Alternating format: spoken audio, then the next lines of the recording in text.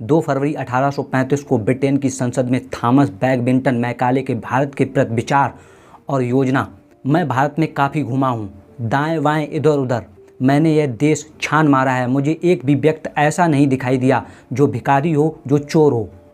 इस देश में मैंने इतनी धन दौलत देखी है, इतने ऊंचे चारित्रिक आदर्श और इतने गुणवान मनुष्य देखे हैं कि मैं नहीं समझता कि हम कभी इस देश पर विजय प्राप्त कर सकते हैं जब तक हम इसकी रीढ़ की हड्डी को नहीं तोड़ देते, जो उसकी आध्यात्मिक और सांस्कृतिक विरासत है।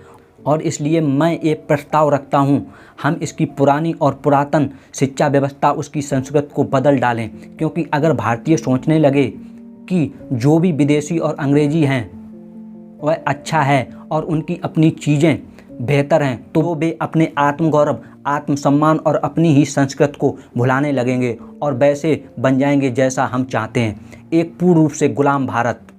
मैकाले ने ना कुछ गलत कहा, ना ही कुछ नया। ये काम तो अंग्रेज़ों से पहले आए आक्रांता भी कर चुके थे। इस्लामिक आक्रांताओं ने भी भारत की सनातन और वैदिक सभ्यता पर ही चोट की थी। अंग्रेजी हुकूमत को मैकाले का ये शोध बहुत भा गया था।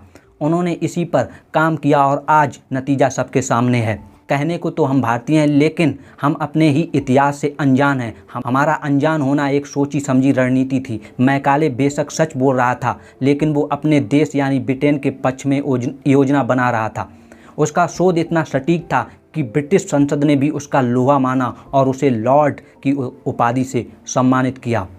इन्हीं लॉर्ड मैकाले की बताई शिक्षा पद्धति और इतिहास को मानने के लिए हम आज भी मजबूर हैं। हमें अपनी संस्कृति और धरोहर से तोड़ने का जो प्रयास वर्षों पहले किया गया था, आज हम उसे आत्मसात किए घूम रहे हैं। देश ने कई क्षेत्रों में तरक्की की है और ऐसे में हमें अपनी विस्तृत गौरवशाली इतिहास को सही तरीके से जानने की भी ज़रूरत है। भारत इतना संपन्न था कि सोने चांदी के सिक्के चलते थे, कागज़ के नोट नहीं। जिस भारत को इतिहास में अशिक्षित और निर्धन दिखाने की साजिश की गई, वहाँ धन दौलत की कमी होती तो इस्लामिक आताताई और अंग्रेजी दलाल यहाँ आते ही क्यों। लाखों करोड़ों रुपए के हीरे जवाहरात ब्रिटेन भेजे गए, जिसके प्रमाण आज भी हैं। मगर ये मैकाले का प्रबंधन ही है कि आज भी हम अंग्रेजी और अंग्रेजी संस्कृति के सामने नतमस्तक दिखाई देते हैं। आज भारत की सनातन सभ्यता और पुरातन संस्कृति में बोलने वाले को किसी विचारधारा का मान लिया जाता है कि हमें सांस्कृतिक रूप से लूटने की साजिश तो विदेशियों ने बनाई, लेकिन इसे अमली जामा हमारे अपनों ने ही पहनाया। मैकाले के ही शब्दों में उसकी रणनीति के मुताबिक उसने अपनी संसद को सलाह दी थी कि हमें हिंदुस्तानियों का एक ऐसा वर्ग तैयार करना है जो हम अंग्रेज शासकों एवं उनके करोड़ों भारतीयों के बीच दुभाषीय का काम कर सकें, जिन पर हम शासन करते हैं। हमें हिंदुस्तानियों का एक ऐसा वर्ग तैयार करना है जिनका रंग और रक्त भले ही भारतीय हो, लेकिन वह अपनी अभिरुचि, विचार, नैतिकता और बौद्धिकता में अंग्रेज हों। इन शब्दों को पढ़कर आप ये सोचें कि ये तो आजकल के हालात को देखते हुए किसी ने टिप्पणी लिखी है, तो भी आश्चर्य की बात नहीं होगी। अंग्रेज़ों की प्रशासनिक क्षमता का यही जादू है कि वो वर्षों पहले ही उन्होंने अपनी योजना के परिणाम देख लिए थे। इसके बावजूद अपने अन्य उपनिवेशों की तरह वे भारत की सनातन सभ्यता को पूरी तरह मिटा नहीं पाए। अलबत्ता वो इस योजना में कामयाब हो गए कि हम अपनी सभ्यता और संस्कृति को विस्मृत कर दें। आज हम अपनी परंपराओं को जानते तो हैं, लेकिन बहुत ही टूटे फूटे तरीके से और शायद बहुत हद तक उसके बिगड़े हुए रूप में। अब ज़रूरत इस बात को भी समझने की है कि हमारी ऐसी क्या संस्कृति थी कि उसे ख़त्म करने के लिए इतनी दीर्घकालीन साजिश को रचा गया। दरअसल जो देश अपनी जड़ों को मजबूत रखते हुए आगे बढ़ता है, वो एक विश्व शक्ति के रूप में उभरता है। अपनी भाषा, अपनी समृद्ध परंपरा, अपनी पुरातन ज्ञान का सम्मान किसी देश को तमाम विपरीत परिस्थितियों के बावजूद कैसे आगे बढ़ा सकता है, इसका उदाहरण जापान, चीन जैसे कई देशों ने दिया है। ऐसे कई देश आज भी अपनी परंपरा और सिद्धांतों का अनुपालन करते हैं। हम भी यदि अपने पुराने ताने बाने को समझें, आज उसके जो प्रासंगिक हिस्से हैं उन्हें अपनाएं, तो दोबारा उसी स्तर पर पहुंच सकते हैं जहां हम पहले थे। आज हम ललचाई नज़रों से विकसित देश बनने का सपना देखते हैं। उदाहरण के तौर पर दक्षिण भारतीयों के परिश्रम से बसाए गए सिंगापुर को भी अपने सामने रखते हैं, लेकिन कभी यह परिवर्तन नहीं ला पाते। इसकी वजह है आज भी उस झूठे इतिहास और शिक्षा पद्धति में विश्वास रखना जो हमें गुलाम बनाए रखने के लिए ईजाद किए गए थे। ये तो हम सभी मानते हैं कि हमारी शिक्षा व्यवस्था हमारे समाज की दिशा एवं दशा तय करती है। बात 1825 के लगभग की है, जब ईस्ट इंडिया कंपनी वित्तीय रूप से संक्रमण काल से गुजर रही थी और ये संकट उसे दिवालियापन की कगार पर पहुंचा सकता था।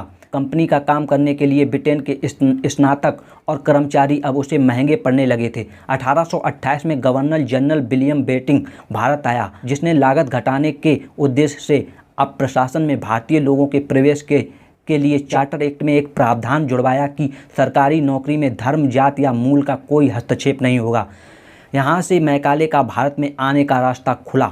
अब अंग्रेज़ों के सामने चुनौती थी कि कैसे भारतीयों को उस भाषा में पारंगत करें जिससे कि ये अंग्रेज़ों के पढ़े लिखे हिंदुस्तानी गुलाम की तरह कार्य कर सकें। इस कार्य को आगे बढ़ाया general committee of public instruction के अध्यक्ष थॉमस बेबिंगटन मैकाले ने। 1858 में मैकाले द्वारा इंडियन एजुकेशन एक्ट बनाया गया। मैकाले की सोच स्पष्ट थी, जो कि उसने ब्रिटेन के संसद में बताया। जैसा कि ऊपर वर्णन है, उसने पूरी तरह से भारतीय शिक्षा व्यवस्था को खत्म करने और अंग्रेजी शिक्षा व्यवस्था को लागू करने का प्रारूप तैयार किया। इस प्रारूप को तैयार करने से पहले उसने बाकायदा एक सर्वे किया था और इस सर्वे के मुताबिक भारत में साक्षरता का प्रतिशत बहुत ऊंचा था। इस सर्वे के बाद मैकाले ने कहा था, भारत को हमेशा हमेशा के लिए अगर गुलाम बनाना है तो उसकी देशी और सांस्कृतिक शिक्षा व्यवस्था को पूरी तरीके से ध्वस्त करना होगा और उसकी जगह अंग्रेजी शिक्षा व्यवस्था लानी होगी, और तभी इस देश में शरीर से हिंदुस्तानी लेकिन दिमाग से अंग्रेज पैदा होंगे, और जब इस देश की यूनिवर्सिटी से निकलेंगे तो हमारे हित में काम करेंगे। उसने बाकायदा अपनी बात को कुछ इस तरह कहा था कि जैसे किसी खेत में कोई फसल लगाने के पहले पूरी तरह जोत दिया जाता है, वैसे ही इसे जोतना होगा और अंग्रेजी शिक्षा व्यवस्था लानी ही होगी। इसके बाद भारत में स्थापित शिक्षा व्यवस्था को धीरे धीरे खत्म किया जाने लगा। भारतीय भाषा और संस्कृत निष्ठ शिक्षा को पूरी तरह खत्म करने की मुहिम शुरू हो गई। यह मुहिम रंग भी लाई और आज़ादी के वक्त जो ज़्यादातर कर्णधार देश को संभालने वाले थे, वे भी मैकाले की नई शिक्षा पद्धति से निकले हुए थे। उन्होंने जब योजना बनाई तो अपनी धरोहर को उन्होंने भी गमारों की धरोहर ही पाया। यही दुर्भाग्य रहा कि हमें पता ही नहीं चला कि हमारा गौरवपूर्ण इतिहास कहाँ गुम हो गया। हमें इतिहास में मुग़लों और अंग्रेज़ों के अलावा कुछ पता ही नहीं है, जबकि सच तो यह है कि मुग़लों और अंग्रेज़ों के आगमन के साथ तो हमारे इतिहास का अंत होना शुरू हुआ था, उसकी शुरुआत नहीं। अगर दोस्तों ये वीडियो आपको अच्छा लगे तो प्लीज़ इसे सब्सक्राइब ज़रूर करिए और लाइक